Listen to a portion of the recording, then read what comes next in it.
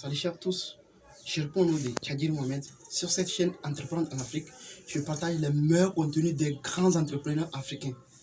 Sans plus tarder, allons parler de l'argent avec Dr Claudel. Et surtout sécuriser vos informations. Je vous prends un autre exemple d'intelligence économique qui s'est produit très récemment et d'intelligence marketing aussi, parce que ça découle sur la vente. Il y a une entreprise au Cameroun un groupe qui s'appelle Somdia.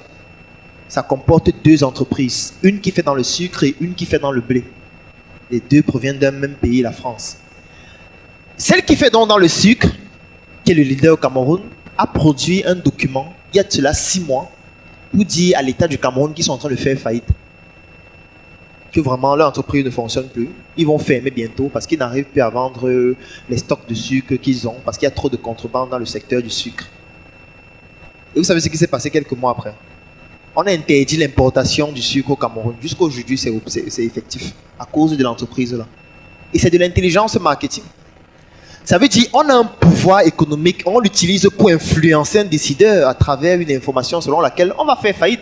Et si on fait faillite, on est en période électorale dans une ville, ou plutôt dans 2 villes, où 90% des personnes qui sont dans ces villes ne travaillent que dans notre entreprise. Ça veut dire que si on ferme, ils vont descendre dans la rue. C'est ça qui va se passer. Et on utilise donc ça pour pousser l'État à interdire l'importation du sucre. Quand on interdit l'importation du sucre, qui est victime? C'est le consommateur, c'est nous qui sommes victimes. Parce que nous, on profitait de cela parce qu'il y a certains opérateurs économiques qui importaient du sucre. Ça fait qu'il y a maintenant un monopole qui peut mettre le prix qu'il veut. Et c'est toujours le consommateur qui est le perdant au final.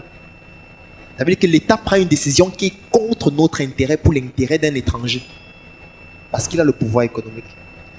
C'est pour ça que je suis d'accord, l'argent ne fait pas le bonheur. Moi, je sais. Tout le monde le sait. Bon, la pauvreté aussi ne fait pas le bonheur en passant. Donc, il faut l'argent. C'est vital. Donc, il faut chercher l'argent comme si la vie en dépendait. Tous les jours, chaque instant, il faut chercher l'argent. Sans argent, vous ne servez à rien. Votre monde ne sert à rien. Même dans la famille, c'est vous qui allez acheter le vin pour que les gens boivent. Vous n'êtes rien sans argent. Et ce n'est pas seulement pour avoir de l'argent, parce que ça pousse à avoir de l'influence. Si on n'a pas d'influence aujourd'hui, c'est parce qu'on n'a pas d'argent. Si on n'a pas d'influence, c'est parce qu'on ne représente rien. C'est parce que les gens savent qu'on ne peut rien faire. Moi, j'aime souvent prendre l'exemple avec les Chinois. Avant, on les appelait les jaunes. On appelait les Chinois les jaunes. Vous avez encore entendu parler des jaunes depuis? Il n'y a plus les jaunes parce que l'argent. Parce que les Chinois entrent dans les entreprises de toutes les structures européennes. Ils sont entrés dans le capital de Total. Maintenant, eux, ils gagnent de l'argent avec l'argent que Total gagne. Ils ont acheté tout Orange en Autriche. Ils sont entrés dans le capital de Peugeot. Ils sont entrés dans le capital de Daimler. Ils sont actionnaires majoritaires. Je veux dire, ils ont l'argent, ils influencent. Ils ont voulu acheter MoneyGram, Donald Trump a refusé. C'est parce qu'ils ont l'argent. On ne regarde plus qu'ils sont jaunes. Nous, on va tout voir qu'on est noirs. On est des idiots, des cancres, parce qu'on n'a pas le pouvoir économique. C'est de ça qu'il s'agit. C'est de ça qu'il s'agit. Et on ne peut pas être puissant si on ne travaille pas ensemble. C'est pour ça que j'aime dire nous sommes tous des ignorants, mais nous n'ignorons pas tous la même chose. C'est pour ça qu'on a l'obligation de travailler ensemble. Vous ne pouvez pas devenir puissant seul. Ça n'est pas possible. Qu'importe votre compétence. C'est pour ça que la formation Vendeur 3.0 doit vous donner des outils pour pouvoir transcender votre secteur d'activité, mais dans un long terme, ou plutôt dans un moyen terme, vous mettre ensemble en réseau.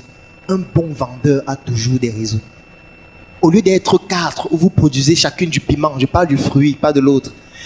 Il faut mieux vous mettre ensemble et faire un seul piment, une seule marque, où tous vos moyens permettent de faire un produit qui est plus compétitif, qui est plus beau, qui permet de toucher à d'autres marchés, où vous faites de la négoce internationale pour le vendre à l'étranger.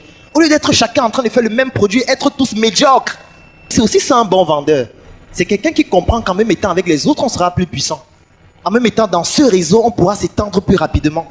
Au lieu de vouloir dire que je suis seul, je vais faire mes trucs seul et développer dans l'obésité de l'inconsistance intellectuelle.